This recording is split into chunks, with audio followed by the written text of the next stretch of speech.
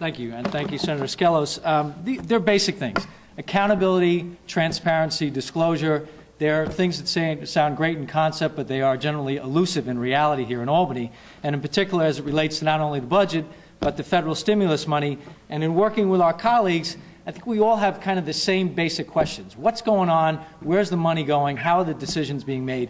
Who's making the decisions? And are we actually creating any jobs? And who's providing some oversight? So in looking at a lot of the things that we're talking about, we can start by looking at what the President said.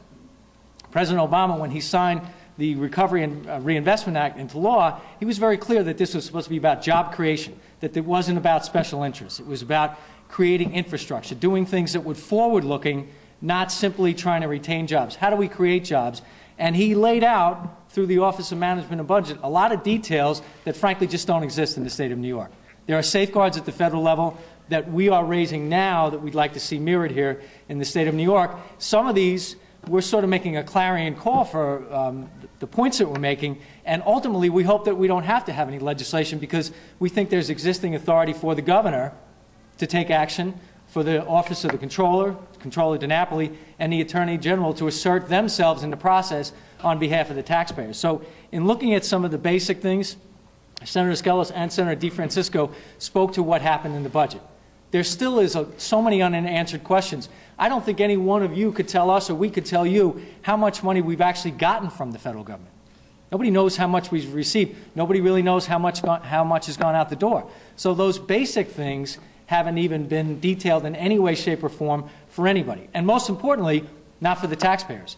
You know, it's important for us to get the information, but when we go home, we want to be able to say to the people we represent, this is what's going on. This is where the jobs are being created. And by the way, we feel pretty strongly that there's some equitability in the process. I don't think any one of us can do that right now. So basically, a couple of things. Taxpayers' right to know. There should be a lot of information available through the Office of the State Controller, creating a new website to track several different things.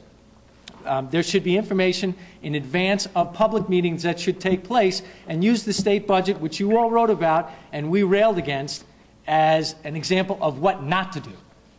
We should be having public meetings. If Tim Gilchrist is in charge on behalf of the governor, there should be public discussions. There should be something akin to conference committees. Information should be published in advance of those meetings, and it should be in a user-friendly format on a website, plain language, so that the person who lives on any one of our streets can look at it and say, I get it. So more information through the State Controller and more aggressive oversight through the State Controller, including actually looking at how many jobs are being created. The Attorney General, Senator Skelos, spoke to the concept of waste, fraud, and abuse. I was looking at, I know a number of our members are involved in national organizations for state legislators, Council of State Governments, the National Conference of State Legislatures. Some of the concerns we're raising are apparent in states all across the country. However, a lot of those states are taking a much more proactive role with their legislators. They're using existing oversight committees that they have.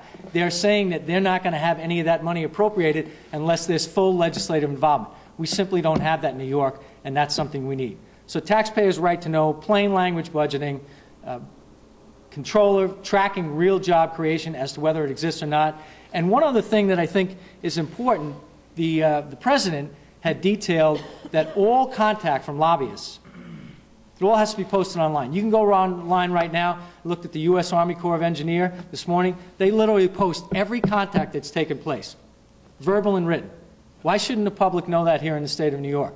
All of the things that have been done so far have been done in secrecy. And I want to use 3 quick examples to highlight some of the points and the concerns that have been raised.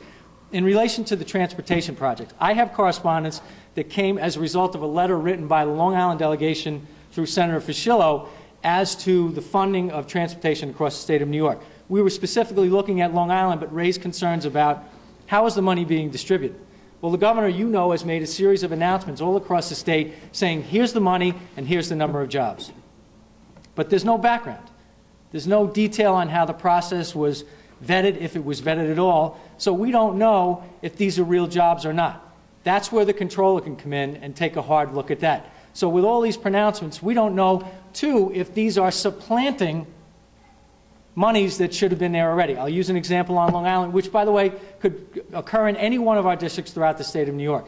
There's a $55 million project that is now going to have $49 million of federal money. I'm worried, and my colleagues are worried, that now the state money that was committed to that project from the Bond Act is going to be gone. So what's going to happen a year or two down the road? We get a quick fix right now, we get bridges painted, we get roads restriped, but are we really doing anything for the infrastructure? And there's no detail on anything like that.